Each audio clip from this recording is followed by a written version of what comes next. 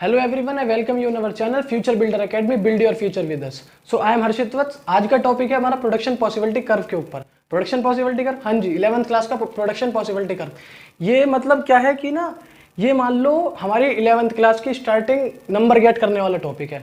टीचरों के माइंड का ब्लूप्रिंट बना हुआ है, टीचरों के माइंड में ब्लूप्रिंट ये बना हुआ है इस टॉपिक को लेके कि टीचर आंख बंद करता और क्वेश्चन उठा के रखता था 4 नंबर में। 11th के फाइनल में एक क्वेश्चन पक्का मिलेगा। मैं कह रहा हूँ मेरे उससे पढ़ लो, 4 नंबर पक्के हो गए। समझ रहे हो इस चीज़ को? तो स्टार्ट कर रहे हैं अब। देखो क्या होता है, हमने ना जो हमारे वो होते हैं स्कूल के टीचर, देखो ज़्यादातर तो प्रेफरेंस देते हैं एनसीईआरटी को। तो एनसीईआरटी में जो प्रोडक्शन पॉसिबिलिटी कर्व है ना, इसको दूसरे नाम से जाना गया है, पीपीएफ। मुझे भी नहीं पता था जब मैं 12th में था, 11th में था, तो मुझे भी नहीं पता था, पर कोई नहीं, अब पता है तो बता रहा हूँ। तो क्या है, इसे हम प्रोडक्शन पॉसिबिलिटी फ्रंटियर के नाम से जानते हैं। कौन सा? Production possibility frontier. Both are same, production possibility curve, production possibility frontier. समझ में आ रहा है? क्लियर? डेफिनेशन देखते हैं फिर समझते हैं। ये हमारा इट इज अ कर्व और a graphical representation of all possible combination of two goods in economy. क्या बोल रहे सर? समझा रहा हूँ। ये क्या होता है, ये एक कर्व होता है, ये एक कर्व होता है और अ ग्राफिकल रिप्रेजेंटेशन। हमें ग्राफ के ऊपर रिप्रेजेंट किया गया है कि all possible combination of two goods, दो गुड्स की जितनी भी क्या क्या चीज हम अपने रिसोर्सेज को इंप्लीमेंट करके क्या क्या चीज को हम प्रोड्यूस कर सकते हैं थ्रू अवर इन्वेस्टमेंट। समझ में आ रहा है? पर लेकिन देयर इज अ, ये मान लो तुम इसकी अजम्पशन मान लो, इसका ड्रॉबैक मान लो, चाहे इसकी खासियत मान लो, ये सिर्फ किसके लिए होता है? Only for two goods. समझ में आ रहा है? क्लियर? ठीक है, एग्जांपल देखते हैं। उससे पहले समझ लेते हैं कि प्रोडक्शन पॉसिबिलिटी सेट होता है। ये क्या होता है? ये प्रोडक्शन पॉसिबिलिटी सेट मान लो तुम, प्रोडक्शन पॉसिबिलिटी कर्व का छोटी बहन मान लो। ठीक है? क्यों? देख लो, ये क्या है? The collection of all possibilities of a two good service given technology with given technology is known as a PPS. Short form लिख दिए। ये क्या है? ये क्या होता है? कलेक्शन होता है। कलेक्शन कि भाई जो तुम्हारा बिल्कुल जैसे हमारा ये, इसे हम ग्राफिकल रिप्रेजेंटेशन पे लिखेंगे। अगर मैं तुम्हें एग्जांपल के तौर पे इसे बना के दे दूं, this is the PPS, this is the production possibility set. समझ में आ रहा है? एग्जांपल दीजिए, जैसे तुम सपोज करो किसी शॉप पे जाते हो, शॉप पर गए, वहां पे तुमने देखा किसी अच्छे से कि भाई मुझे को दिखा दो कुर्ते पजामे। उसने तुम्हें से कुर्ते पजामे जो दिखाए, उसने तुम्हारे प्रॉपर कुर्ते पजामों की जो तुम्हें वो दिखाया ना, वो सेट है पूरा। समझ में आ रहा है? पूरा एक सेट है। ऐसे एक और एग्जांपल लेते हैं। शोरूम में गए, वहां पे जाकर तुमने ले लिया क्या? कोट पैंट ले लिए। कोट पैंट के साथ तुम्हारा जो सारा कॉम्बिनेशन होगा, शूज वगैरह, दैट इज द सेट। समझ में आ रहा है? That is the set. अगर तुमने पहन लिए, वियर कर लिए, that is the production possibility curve. समझ रहे हो ना? ठीक है, क्लियर है? समझ में आ गया? क्लियर? तो एग्जांपल के साथ समझते हैं कैसे कैसे है। तो पॉसिबिलिटीज देखो, दो हमने पॉसिबल एग्जांपल लिखा हुआ है, इसके बाद एक एग्जांपल और कर लेंगे। एक है पॉसिबिलिटीज लिखी हुई है मैंने, एक वीट है हमारे पास, पल्सेस है। पॉसिबिलिटी हमारे पास ए, पॉसिबिलिटी है बी, और पॉसिबिलिटीज हमारे पास डी, ई, एफ। ये हमारे पास 6 पॉसिबिलिटीज हैं। सपोज करो जब मैं एक बी मतलब 0 वीट को प्रोड्यूस कर रहा हूं, तो मेरे पास पल्सेस 15 हो रही हैं। जैसे ही मैंने एक प्रोड्यूस करी तो 14 हो गए। जैसे ही मैंने 2 प्रोड्यूस करी 12 हो गए। जैसे ही मैंने 3 प्रोड्यूस करी दैट इज 9, 4 करी 5, 5 करी 0। समझ में आ रहा है? कहना क्या चाह रहा हूँ ये है। तुमने वो बात तो सुनी होगी, कुछ पाने के लिए कुछ खोना पड़ता है। हाँ जी, नंबर अच्छे लाने हैं, मेहनत करो, वीडियो देखो मेरी, अच्छे नंबर आएंगे। समझ में आ रहे हैं? तो वही कुछ पाने के लिए कुछ खोना पड़ता है, वो भी यही है। तुम अगर चाहते हो किसी भी एक लैंड के अंदर मिक्स फार्मिंग करनी, so that means you have to sacrifice something. क्योंकि यार हमने पहली लेक्चर में हमने क्या समझा कि we have a alternate use of resources. समझ में आ रहा है?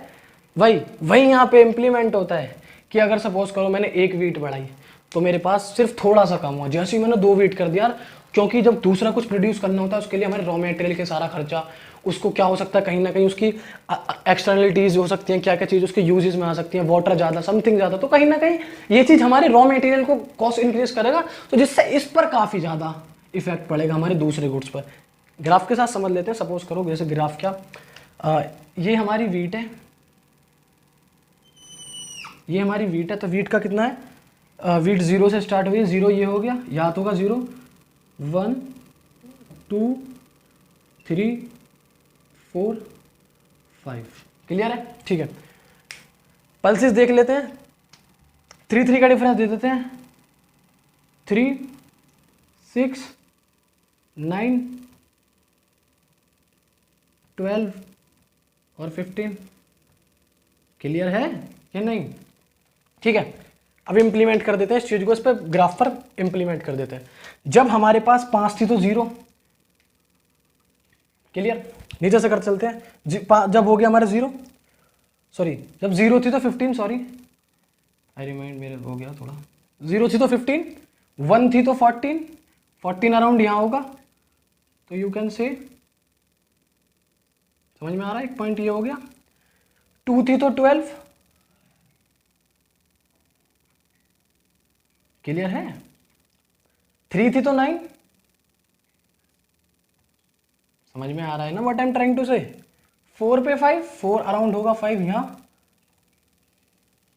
यहाँ होगा यहाँ, और हमारा 5 पे कितना था, 0, तो नो इशू। तो ये कैसे बनेगा, this is in the this movement, तो मतलब ये कहीं ना कहीं इन द डाउनवर्ड डायरेक्शन, समझ में आ रहा है, इन द डाउनवर्ड डायरेक्शन। ये किस में हो गया, हमारा डाउनवर्ड डायरेक्शन में। तो इसमें ना ये जो चीज हमारी माइनस हो रही है, दिस इज द सैक्रिफाइस, इसको हम उसके नाम से जानते हैं अपॉर्चुनिटी कॉस्ट। देख लेते हैं डेफिनेशन उसका, देखते हैं। Opportunity cost of activity is equal to the value of a next best alternative forgone. मतलब वही, जो मैंने अपने वीट को प्रोड्यूस करने के लिए जो मैंने अपने पल्सेस का सेक्रीफाइस करा, that is the opportunity cost. समझ में आ रहा है। एक और डेफिनेशन लिखी हुई है, it is the cost of foregone alternative. वही यार, वो जो मैं चीज छोड़ रहा हूँ ना, जिस चीज का सेक्रीफाइस कर रहा हूँ, तो उससे जो हमारा अल्टरनेट निकलेगा, that is the opportunity cost. उसके बाद हम देख लेते हैं ड्रॉबैक्स ऑफ पीपीसी। ठीक है, पीपीसी बोले तो प्रोडक्शन पॉसिबिलिटी कर्व। सबसे मेन कि resources are not equal efficient, जो हमारे रिसोर्सेज थे वो इक्वल इफिशिएंट नहीं थे। मतलब कैसे कि यार देखो, जब मुझे अपना वीट प्रोड्यूस करना था, मुझे वीट की अमाउंट इंक्रीज करनी थी, तो उससे क्या रीज होना था यार, मेरे जो वो थी पल्सेस, उसका जो सेक्रीफाइस था तो वो ज़्यादा था। तुमने एक पॉइंट पर देखा था कि जब वो हमें 5 प्रोड्यूस करने थे तो वहाँ 0 हो गए थे, बट लेकिन स्टार्टिंग कहाँ से स्टार्ट हुई थी, 15 से। तो दैट इज द रीजन कि जो हमारे रिसोर्सेज हैं वो इक्वल इफिशिएंट नहीं होते। Second, technology can't be change. तुम यार टेक्नोलॉजी अपनी चेंज नहीं कर सकते। अगर तुम अपना ट्रेडिशनल तरीका यूज कर रहे हो, तो मतलब अगर तुम ट्रेडिशनल में चीज कर रहे हो तो इस चीज को, तो you can't change the technology. ठीक है, समझ में आ रहा है। ये चीज हमारी मैटर करती है। रिसोर्सेज आर फिक्स्ड, आपके पास है जितना पैसा इन्वेस्ट करा, दैट इज द रिसोर्स। क्योंकि यार इन्वेस्ट करा वो तो हमने कर दिया, तो यार उसको तुम वापस चेंज कर नहीं सकते हो। तो ओनली 2 गुड्स आर प्रोड्यूस्ड, उसके अंदर से 2 गुड प्रोड्यूस किए जा सकते हैं। जैसा कि तुमने हमारी डेफिनेशन में भी बिल्कुल बड़े बड़े अक्षरों में लिखा हुआ था, for the 2 goods and services. तो समझ में आ गया। तो थैंक यू वेरी मच। आप अगर जो भी लोग मेरे चैनल पे नए हैं, मेरे चैनल को लाइक करें, सब्सक्राइब करें एंड शेयर करते रहें यार चैनल को। और thank you very much. Please घर पे सेफ रहें, क्योंकि आप देख सकते हो कोविड का कितना डेंजर फेस चल रहा है। तो सेफ रहें, stay home, stay safe. Thank you very much.